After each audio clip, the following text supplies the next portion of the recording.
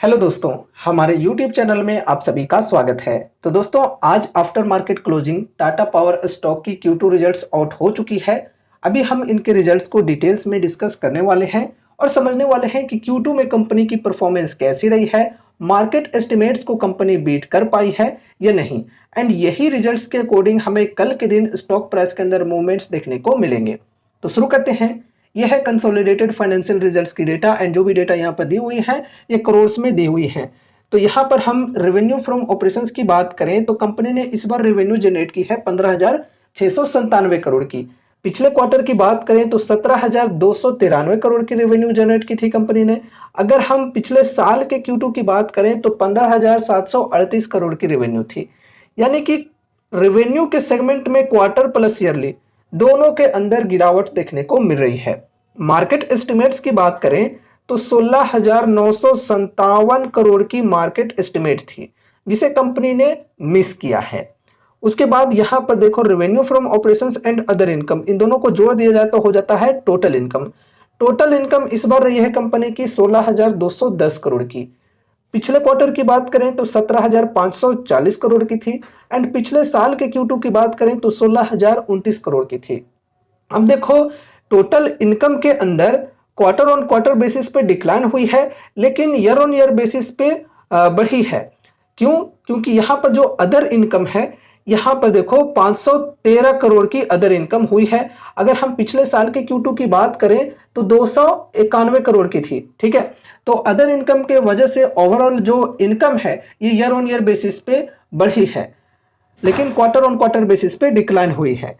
अब यहाँ पर हम टोटल एक्सपेंसेज को डिस्कस करते हैं। ठीक है, तो ये रही टोटल एक्सपेंसेज।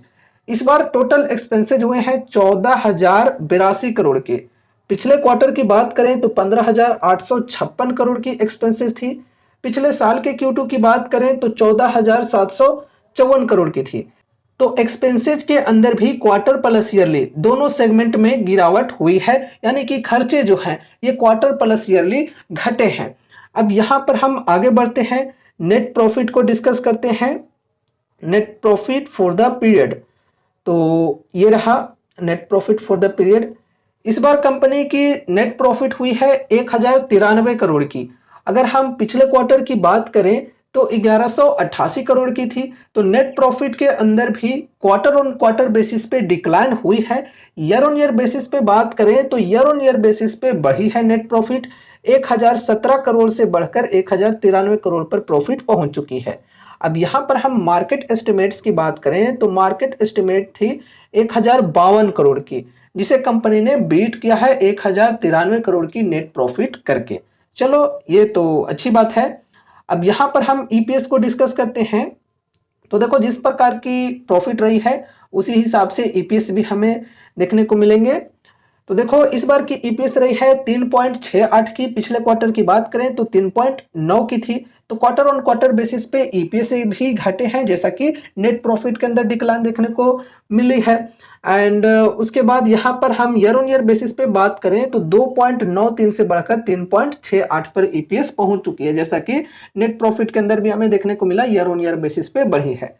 ओवरऑल रिजल्ट्स की बात करें तो मिक्स टाइप से नंबर्स हमें देखने को मिल रहे हैं। रेवेन्यू के अंदर क्वार्टर प्लस ईयरली दोनों सेगमेंट में डिक्लाइन हुए हैं। मार्केट एस्टिमेट्स को कंपनी ने मिस की है। प्रॉफिट्स की बात करें तो प्रॉफिट के अंदर ईयर ऑन ईयर बेसिस पे ग्रोथ हुई है, क्वार्टर ऑन क्वार्टर बेसिस पे डिक्लाइन हुई है, एंड मार्केट एस्टिमेट्स को कंपनी ने बीट किया है।